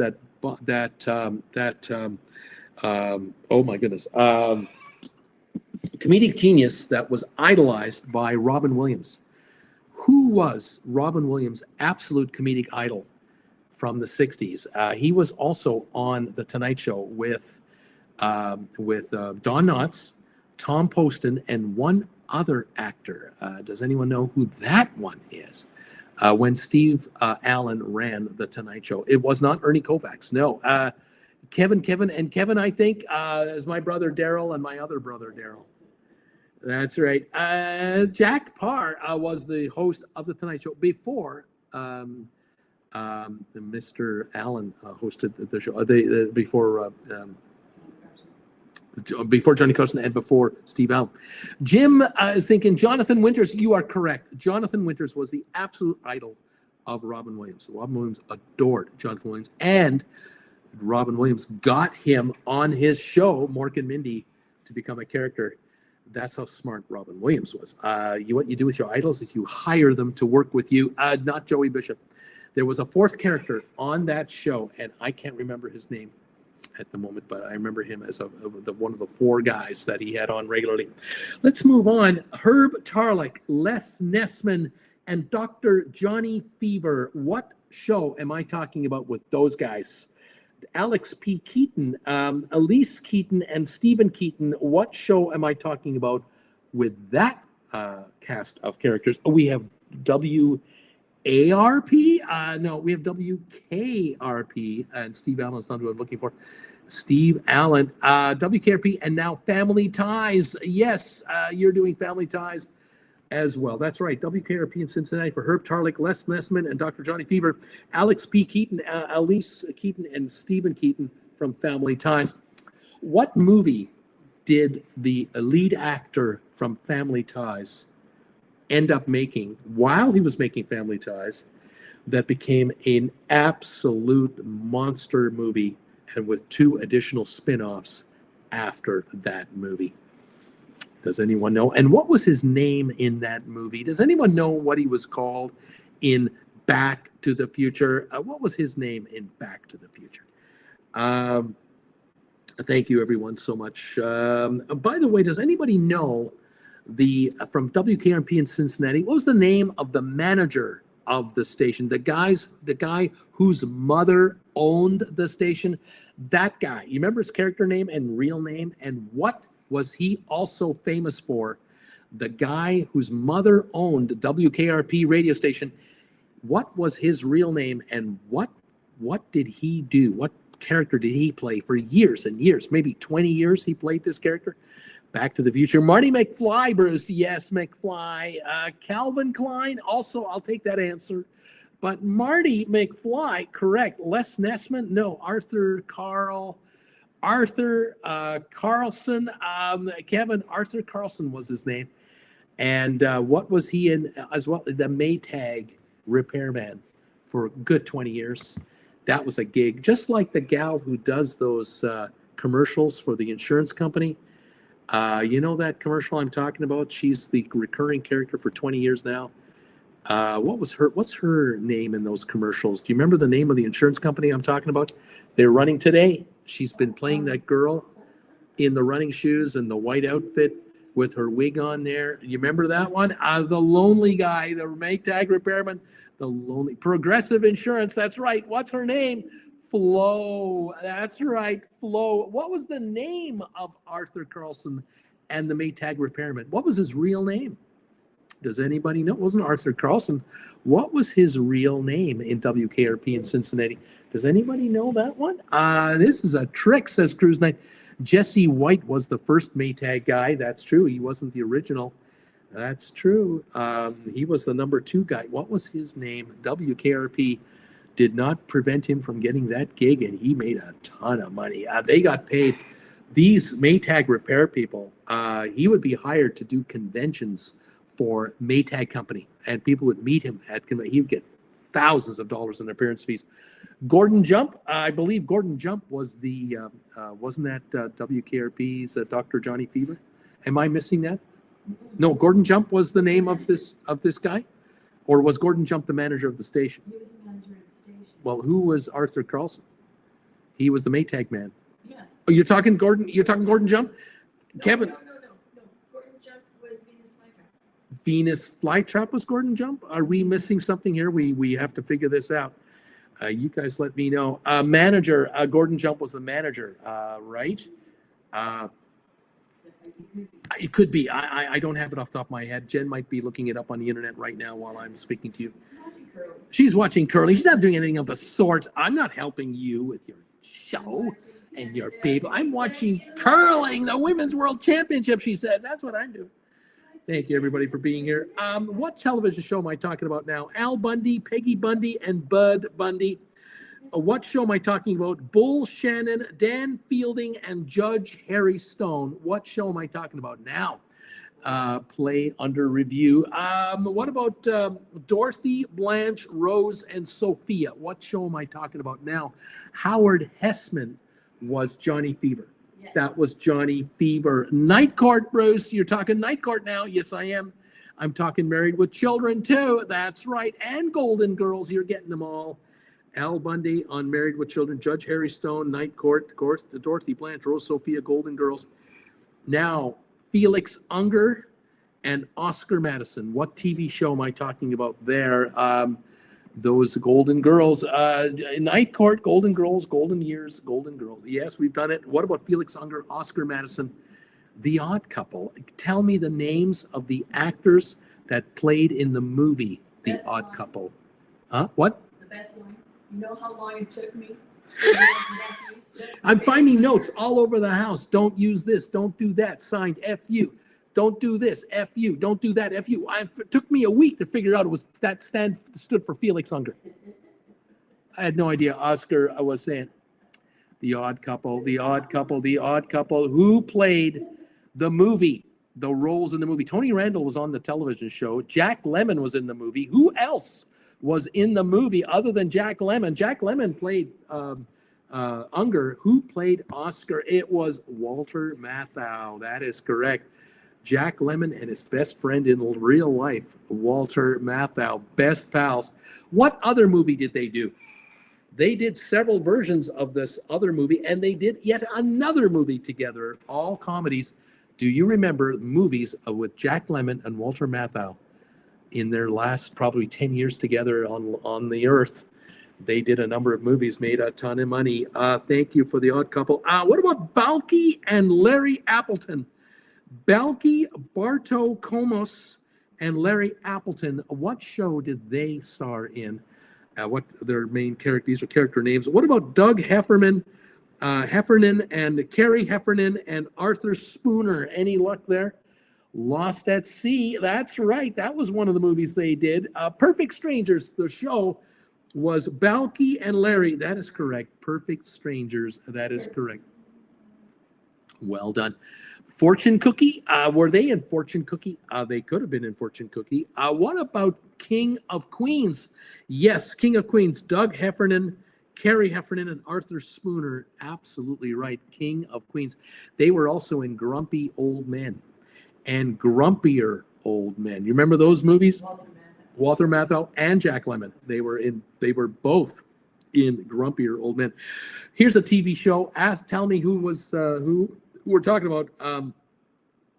Dave Nelson, Jimmy James, and Bill McNeil. What TV show am I talking about here? Talking about Dave Nelson, Jimmy James, and Bill McNeil. This television show had an actor in there who is now one of the largest podcasters in the world. News Radio. That's right, News Radio. With The Real Deal with Bill McNeil. That is absolutely correct. What about Coach? No, not Coach. How about Tim Taylor, Al Borland, and Wilson Jr.? Anybody know what show I'm talking about? We have Joe Rogan. That is correct. Joe Rogan was on News Radio. That is right. A lot thinner then. A lot bigger now. But, he was in his 20s. What are you going to do? Home Improvement, Tim Taylor, Al Borland, and Wilson Jr. Correct. Tool Time with Tim Taylor. Hal, Reese, Dewey, Francis, Lois. What show am I talking about? We got Home Improvement coming through there. Hal, Reese, Dewey, Francis, Lois. What about Michael Bluth, Tobias, Funke, George Gobb, Bluth II? What show am I talking about there? Oh, my God, those are unique names, aren't they? Anybody have any clue? Malcolm in the Middle, Bruce? Yes. Hal, Reese, Dewey, Francis, Lois, Malcolm in the Middle. What about Family Guy? No Family Guy. Michael Bluth, Tobias Flunky, and George Gobb, Bluth II. Anybody know the name of that television series from probably the 90s and 2000s, I would guess? Here's your next one. This is from the 80s, absolutely the 80s. Miles Silverberg, Corky Sherwood, and Frank Fontana. Any idea who I'm talking about? What TV show that is? Arrested Development, Kevin is wondering. Yes, Michael Bluth, Tobias, and George Gobb Bluth.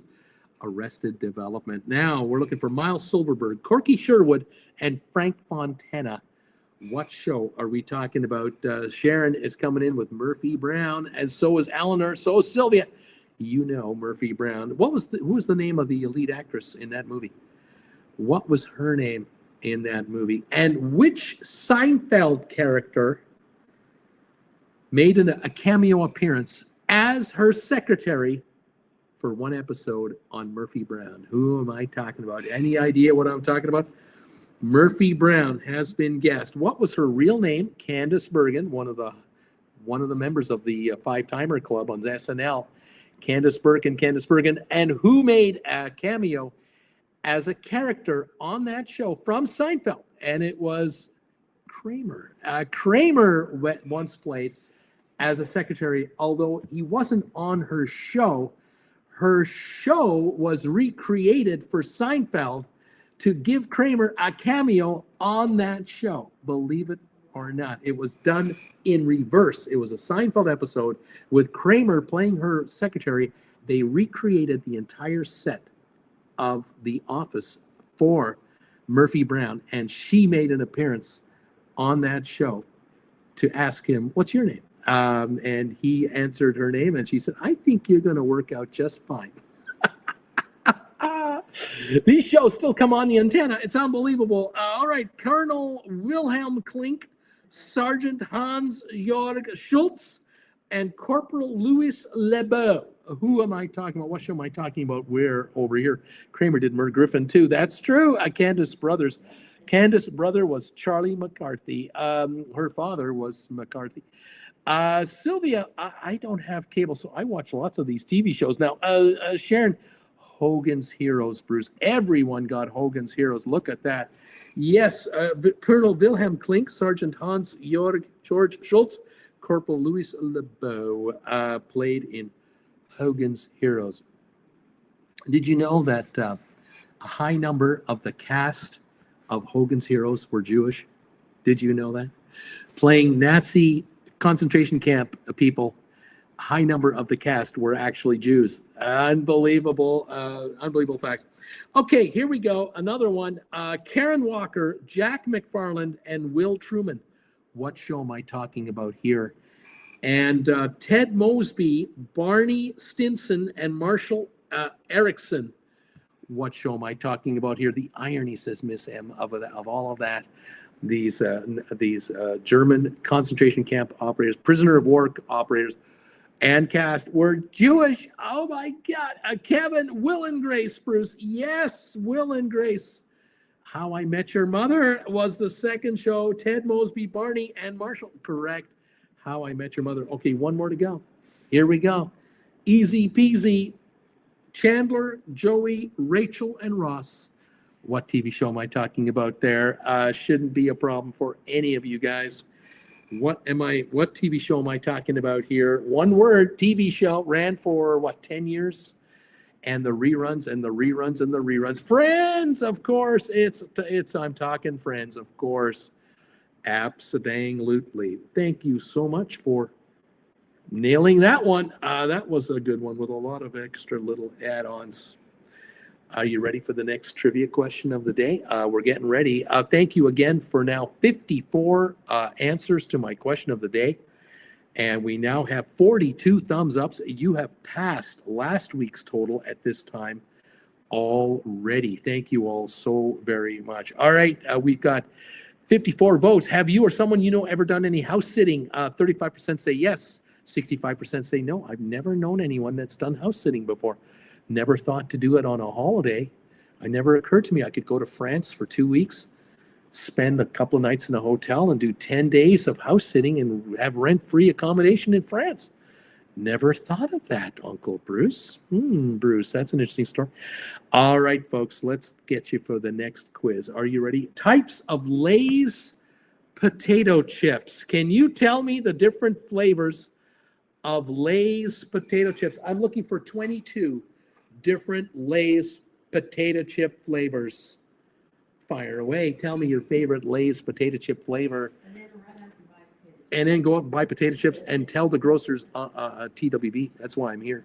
You should sponsor that guy. Kevin, plain? Like just regular. Well, of course, we'll give you that. Barbecue. or classic. Barbecue has become in. That is definitely a flavor of their chips. Ketchup, Kevin is wondering, ketchup flavor? Only in Canada, maybe. I would imagine in Canada it is a flavor, but not on this list. Vinegar and salt, Bruce. Vinegar and salt. Yes, salt and vinegar is definitely on there. Sour cream, Susan. Sour cream and onion, baby. Oh, yeah, sour cream. How about cheddar and sour cream? I'll give you 2 for that. And Kevin, I'm giving you original as in light original because, of course, there's original. Yes, a barbecue, Jim Thomas is thinking. Then we have sour cream and onion. Then we have sour cream and onion and salt and pepper. Susan is wondering, is there a salt and pepper maybe? Let's take a look. We have lightly salted. We'll give you that. We've got classic. Kevin, you're the winner. Winner, chicken dinner. Sea salt. There's a sea salt flavor. Bye all. I got to go, says Donnell. See you all back here next week, Monday. Hopefully, right on, Donnell. Take care, buddy. See you, buddy. Eleanor, salt and vinegar. Vinegar and salt. Jalapeno. Yes, there's jalapeno potato chips. Cool Jets. Cheddar and sour cream. We have it. Cheddar and sour cream. Sour cream and cheddar. Yes. Wasabi, Bruce. Is there a wasabi potato chip flavor? No. Flamin' hot. Yes. Flamin' hot Lay's potato chips. Dill pickle. Yes. There's a dill pickle ketchup in Canada, I believe. Classic, of course. Lightly salty. We got it. Lime, Bruce. Lime. Yes. Lime flavor. Also chili lime. There's another one. Smoky bacon. Smoky bacon. Let's take a look here. No, none of these. I do have hot and spicy barbecue. I'll give you that one, guys. Cucumber? Is there a cucumber potato chip flavor? Nope. What about cheddar? Yes, there's cheddar all by itself. Dill pickle. We don't have dill pickle here. A sweet, southern, sweet barbecue. No, but there's another barbecue flavor available. Magic masala, magic masala. No.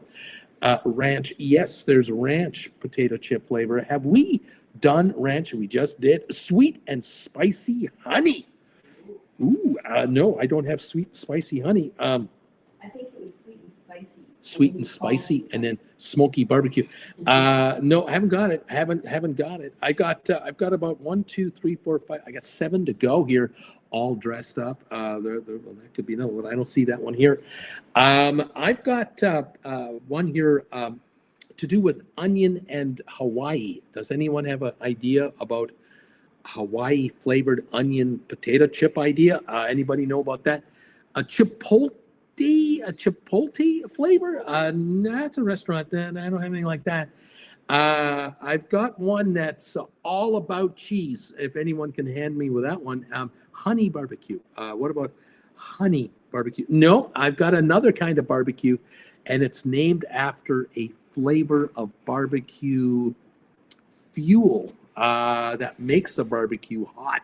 What about sweet onion, Uncle Bruce? No, it's not. There's an onion from Hawaii I'm looking for.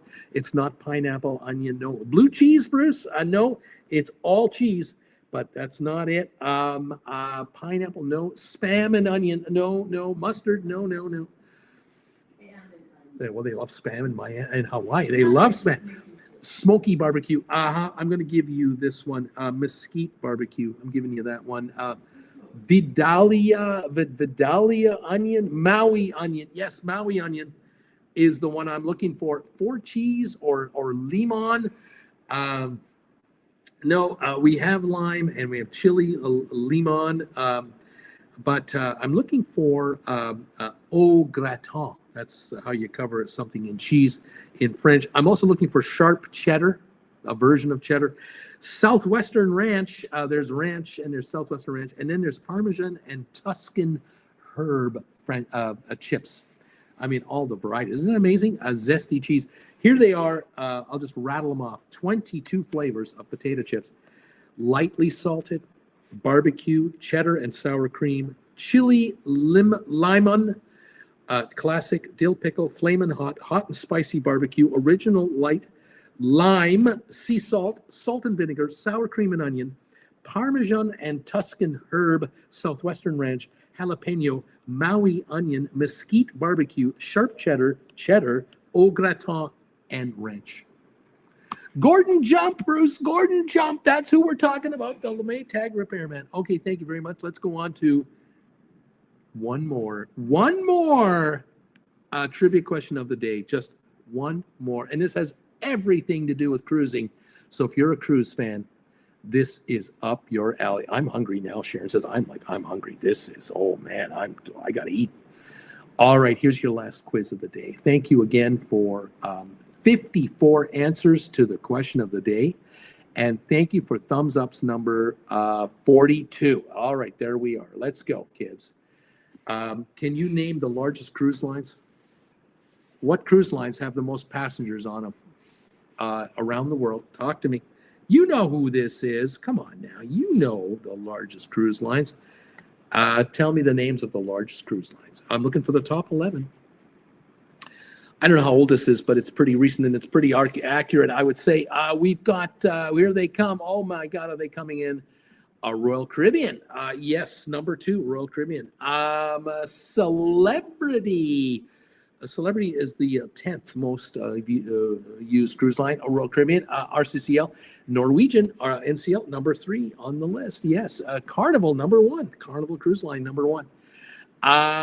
Continuing on, we have Carnival MSC, number 4. Yeah, Royal Caribbean MSC. Here we go. We got the first batch here. Princess, Bruce. Yeah, number 7 or so. Holland America, number 11 on the list. Yes. NCL, Holland America, MSC, Princess. We've got all those guests already. Cunard, not in the top 11. Only got 4 or 5 ships. White Star. White Star is not a line anymore, but if you take one of 2 words of those 2 words, you've got something. A Viking, Bruce? A Viking ocean cruising? Nope. Oceania? Nope. B&O? No. P&O isn't going to work either. Viking, Disney? No, and no. I'm looking for one word cruise lines. All 4 are one word. Just one word. Like Viking and Oceania, but they're not. It's not those. Which one am I looking for? You take the White Star name and give me one of those words. You're a winner. I mean, how easy is this? MSC we've done. I'm looking for a cruise line that is a 6-star high-end cruise line. And if you have a goblet in your hand, it is made of a certain kind of material that if you ping it, it goes ding. What am I talking about? Windstar, Bruce? No. Star. Yes, Susan. Star Cruise Lines, Chinese line. They're up there. Star Cruise Line. Okay, I'm now looking for that really nice glass place. We have Silver Sea. No, but we have Crystal. Crystal Cruise. Yes, Crystal. That gives me 2 to go. Both from Europe. One from Germany, and one is known for European cruises, certainly the Mediterranean. And they're both, the one is a discount cruise line, really, for Europeans. The other one is well loved by German cruisers. We're talking China, Crystal and Crystal. We got those. We got 2 to go. The one I'm looking at is owned by Carnival Corporation. The other one, I believe, might be half owned by Royal Caribbean. Regent, Huntertgirgen, no, AIDA, yes, AIDA Cruises, British American German cruise line, loved by the Germans. TUW and TUI, no. Seabourn, no. TUI, nope, not TUI, but that's German too. No, this one is Italian. It's an Italian cruise line owned by Carnival. And they are, there was one of the Carnival ships that just got added last year that used to be with this cruise line because their stacks go straight up. They're vertical, rectangular stacks. They're not angled. They don't have the whale tail. Costa Cruises. Yes, Sharon, you nailed Costa Cruises. So did Eleanor. I was giving you enough hints. You nailed it. We're done. Carnival, Royal Caribbean, Norwegian, MSC, Star, Crystal, Costa, Princess, AIDA, AIDA, Celebrity, and Holland America make up the top 11 most cruised cruise lines, according to this survey right here. Thank you all so much from everywhere, wherever you are, for following me again today. Thank you, everybody, for the thumbs ups. Thank you for answering the question of the day, and thank you for your comments and helping out and enjoying. I hope you enjoyed the additional trivia questions I threw in there with those TV shows. Thank you all so very, very much. This does lead to more engagement for my channel and does attract more viewers. All of your participation in the trivia. 54 answers to the question of the day and 44 thumbs ups today. Thank you so much. House sitting question, 35% of you know someone or have done house sitting. 65% have not. Never thought of that. There you go. Thank you all. Have a wonderful rest of your week from around the world. Jen and I, thank you so much. Susan R., thank you. Bruce, Mrs. M, number 44, thank you. Sharon, thanks for another great night. Bruce and Jen, in a few seconds, Jen and I are going to say our goodbyes. Jen's getting all her vocal cords ready to go. And thank you all for being with us for another fun week. We'll see you here next Monday. And stay away from bad weather. Stay away from bad weather. We're going to say goodbye in 3, 2, 1. Bye.